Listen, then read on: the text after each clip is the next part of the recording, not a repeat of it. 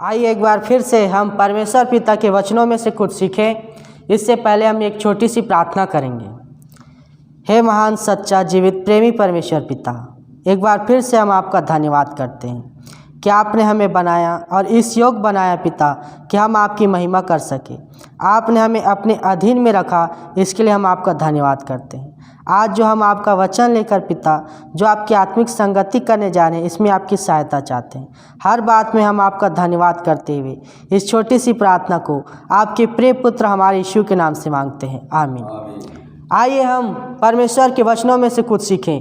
हमारा विषय है समय प्रबंधन के बारे में। बाइबल क्या कहती है, एक सांसारिक मनुष्य की हकीकत क्या है, आज हम जानेंगे। जैसे याकूब 4:14 हमें बताती है, और यह नहीं जानते कि कल क्या होगा। सुन तो लो, तुम्हारा जीवन है ही क्या। तुम तो भाप के समान हो, जो थोड़ी देर दिखाई देती है फिर लोप हो जाती है। हाँ प्रिय भाई बहनों, यहाँ पे हमें परमेश्वर का वचन से हमें बताते हैं कि एक मनुष्य एक भाप के समान है, कि वो कल नहीं जानता उसके साथ क्या हो सकता है, पर परमेश्वर पिता को ही सब चीज़ पता है कि कल हमारे साथ क्या हो सकता है। इसीलिए वचन हमें यही सिखाता है कि हम परमेश्वर के अधीन होकर हर एक काम को करें और हमारा उद्देश्य सिर्फ परमेश्वर की इच्छा पर चलना ही हो। हमें परमेश्वर पर अपना पूरा जीवन अधीन होकर जीना है। आइए हम वचन में से और कुछ बातों की सीखें। परमेश्वर के नज़र में कैसे लोग बुद्धिमान होते हैं। आज सब कोई बुद्धिमान बनना चाहते हैं, पर ऐसे थोड़े लोग रहते हैं जो परमेश्वर की नज़र में ज्ञानी ठहरते हैं। और वचन हमें क्या सिखाती है, आइए हम देखेंगे भजन संहिता 90:12 में कि परमेश्वर पिता ने हमें कैसी शिक्षा दी है। भजन संहिता 90:12 हमें सिखाता है कि हमको अपने दिन गिनने की समझ दे कि हम बुद्धिमान हो जाएं। आज मनुष्य अपने मन के मुताबिक चल रहा है, वो नहीं जान पा रहा है कि कल उसके साथ क्या होगा, पर परमेश्वर पिता हमें कल की चिंता करने के विषय में बताता है। हमें प्रभु यीशु मसीह में हमें शिक्षा मिलती है कि हमें कल को देखकर जीना है, आज को देखकर नहीं। पर संसार के लोग आज को देखकर जीकर कल विनाश में चले जाते हैं। परमेश्वर पिता हमें सिखाती है कि आज हम इसी घड़ी परमेश्वर के अधीन होकर जीवन यापन करें कि कल हम परमेश्वर के साथ मेल कर सकें। आइए हम वचन में से और कुछ भी बातों को देखें। जैसे प्रश्न है, हम सब के जीवन में मसीह का समय बहुत ही महत्वपूर्ण क्यों है। आज हम देखेंगे सबोपदेशक 3:2 में कि वचन हमें क्या सिखाती है। जैसे सबोपदेशक 3:2 में हमें बताया गया है, जन्म का समय और मरण का भी समय, बोने का भी समय और बोए हुए को उखाड़ने का भी समय। परमेश्वर पिता ने हम मनुष्यों के लिए एक समय ठहराया है कि हम समय अनुसार परमेश्वर के अधीन होकर जिए। परमेश्वर पिता ने हमें समय अनुसार जन्म दिया है कि हम उसके अधीन होकर जीवन यापन करें। परमेश्वर पिता ने हमें एक समय ठहराया कि हम उसके अधीन होकर चल सके और आत्मिक बीज बो सकें। परमेश्वर पिता ने हमारे लिए एक समय ठहराया है कि हम आत्मिक बीज बोए हुए को आत्मिक रीति से जीवन यापन कर सके, हम एक दिन अनंत जीवन को प्राप्त कर सके। पर मनुष्य ये बात नहीं समझ पा रहा है कि कल क्या होगा।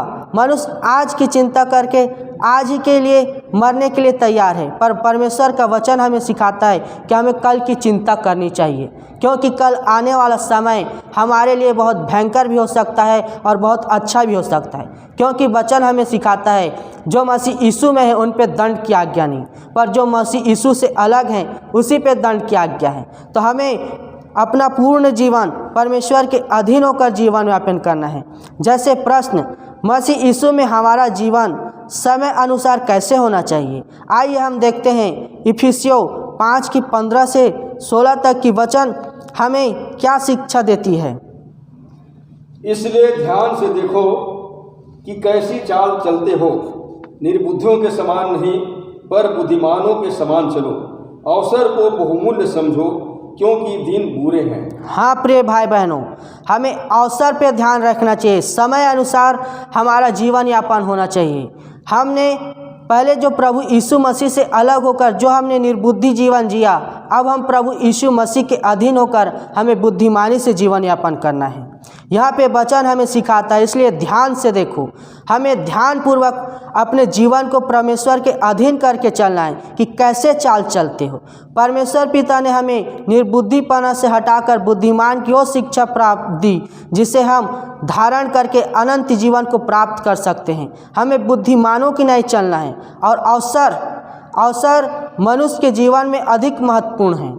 हम अवसर को पूर्ण रूप से ध्यानपूर्वक करना चाहिए कि हमें समझना चाहिए कि अवसर आने वाला हमारे जीवन में क्या हमें देना चाहता है। आइए हम वचन में से कुछ बातों को और सीखें, जैसे समय अनुसार प्रेम की परख क्या है। हमें पहला यूहन्ना 3:17 में हम पढ़ते हैं, 17 से 18 तक। पर जिस किसी के पास संसार की संपत्ति हो और वह अपने भाई को कंगाल देखकर उस पर तरस खाना न चाहे, तो उसमें परमेश्वर का प्रेम कैसे बना रह सकता है। हे बालकों, हम वचन और जीव से ही नहीं, पर काम और सत्य के द्वारा भी प्रेम करें। तो यहाँ पे वचन हमें बताता है कि हमें परमेश्वर से प्रेम कर्म अनुसार करना चाहिए, काम करते हुए परमेश्वर से प्रेम करना चाहिए। जैसे वचन हमें बताता है मत्ती 7:21 में, जो मुझे हे प्रभु कहता है, उनमें से हर एक स्वर्ग के राज में प्रवेश नहीं करेगा, वही जो मेरे स्वर्गीय पिता की इच्छा पर चलता है। हम नूह के जरिए देखना चाहते हैं, जब परमेश्वर पिता से उनसे आज्ञा मिला कि नूह तो एक जहाज बना ले, तो सिर्फ सुनकर ही प्रेम नहीं किया, कर्म अनुसार प्रेम किया और अपने साथ साथ अपने परिवार को भी बचा पाया। तो वचन हमें यहाँ पे यही शिक्षा देता है। पर जिस किसी के पास संसार की संपत्ति हो और वो अपने भाई को कंगाल देखकर उस पर तरस न खाए, तो उस पे परमेश्वर का प्रेम क्यों कर बना रह सकता है।